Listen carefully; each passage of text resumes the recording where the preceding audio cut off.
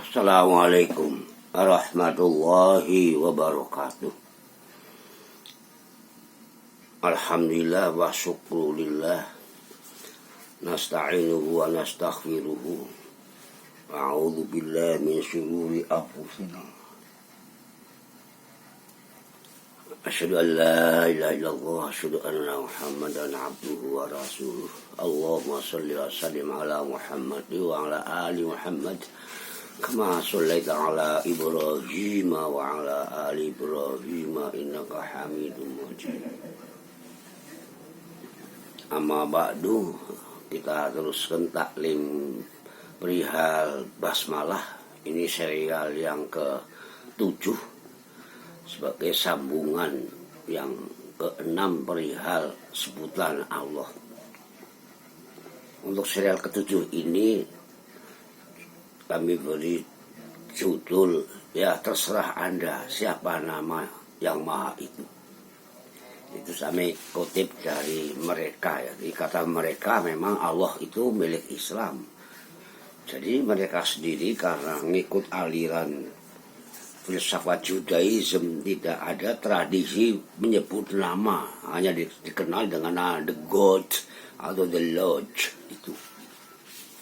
Dan sekarang karena pihak mungkin fundamentalisme di kalangan Nasrani ini lagi banyak mengajukan jangan sampai pakai nama Allah lah, nama punya sendiri, yakni Elohim atau Yahweh begitu. Salah satu dari mereka mengatakan kalau kita pakai kata Allah, ya kita itu agama mereka tadi, itu namanya tidak menghormati milik orang lain. Nanti kalau disebut pakai kata Allah, jadinya itu sinkretisme, kata mencampur adukan kepercayaan.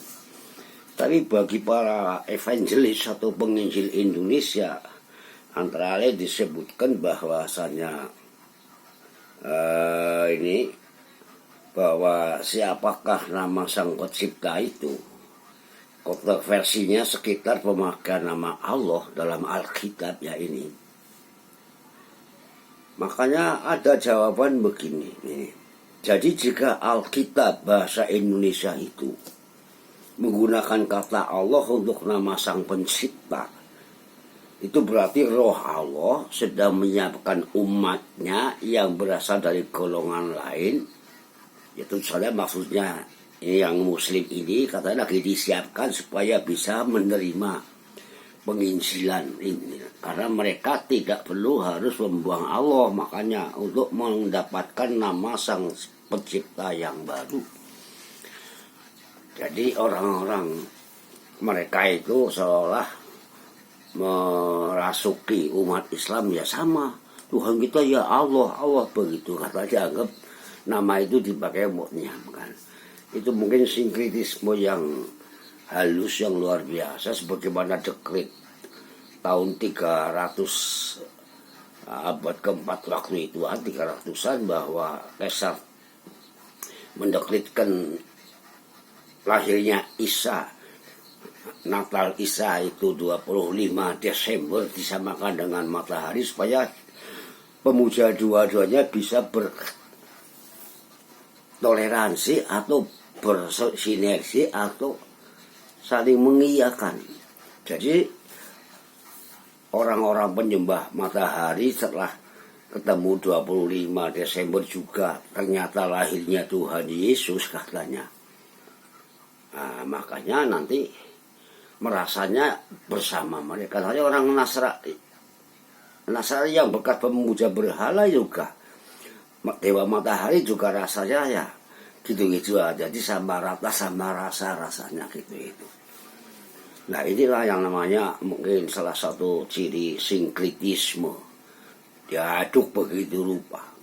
Apa rasa kopi, apa rasa gula, apa rasa macam-macam begitu rupa, saling merasakan sehingga saling silang merasa. Kemudian ada yang mempertanyakan lagi di kalangan mereka. Jadi misalnya ini pendeta Porhusik ya, pendeta Parhusip, kaum Kristen boleh menyebut nama Tuhan sesuai dengan apa yang terbesit dalam hati mereka, ya terserah aja namanya siapa. Lalu mungkin ada yang bertanya, siapa pencipta itu? Bagaimana kalau kita itu ya nanti memanggilnya itu terserah pada Anda aja, dikatakan pendeta. Mau panggil pencipta boleh, mau panggil perkasa silahkan, mau panggil debata silahkan, boleh, mau panggil Allah ya boleh, mau panggil Elohim atau Zeus atau God atau Lowalangi atau Tete Manis dan sebagainya, silahkan aja. Mau manggil bagaimana saja boleh, katanya ini. Asalkan tujuannya memanggil sang pencipta yang menciptakan langit dan bumi, ya silahkan menyebut dan memanggil sang pencipta menurut apa yang ditaruh oleh pencipta di dalam hati Anda. Ini kebatinan Anda bagaimana? Jadi kaum Kristen di wilayah Nusantara ini sebaiknya masih menggunakan kata Allah apa tidak? Ya, mereka menjadikan Allah sebagai Tuhan, bukan sekedar sebutan. Nah, nanti orang-orang pihak agama lain di Indonesia, ini misalnya nih,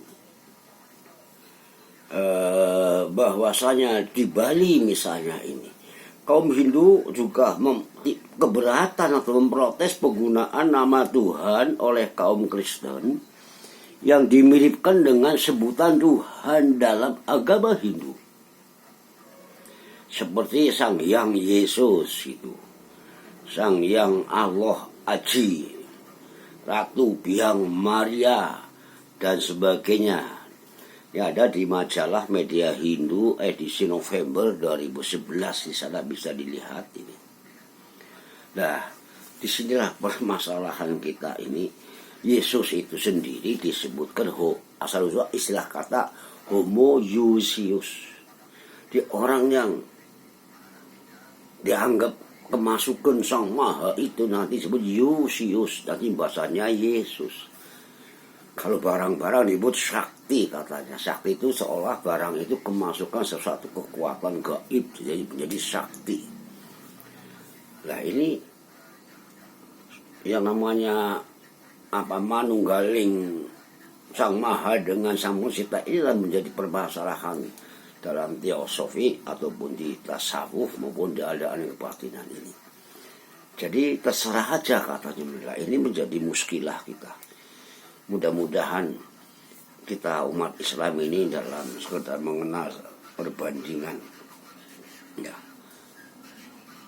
persandingan atau perbandingan, bukan untuk penyerangan dan tabrakan, itulah ya namanya perbincangan ilmu dengan berbagai sumber yang insya Allah dapat dipercaya ini. Jadi semoga kita lebih bersih iman kita, bagaimana beriman dan berilmu sehingga punya kehangatan kemajuan ini. Sampai jumpa insya Allah dalam serial yang lain, nanti juga akan dibahas tentang masalah Allah dan sebagainya. Masih ada tema-tema yang bisa kita sampaikan. Wallahu a'lam bishawab. Insya Allah kita berjumpa. Assalamualaikum warahmatullahi wabarakatuh. Marwan Marhoni.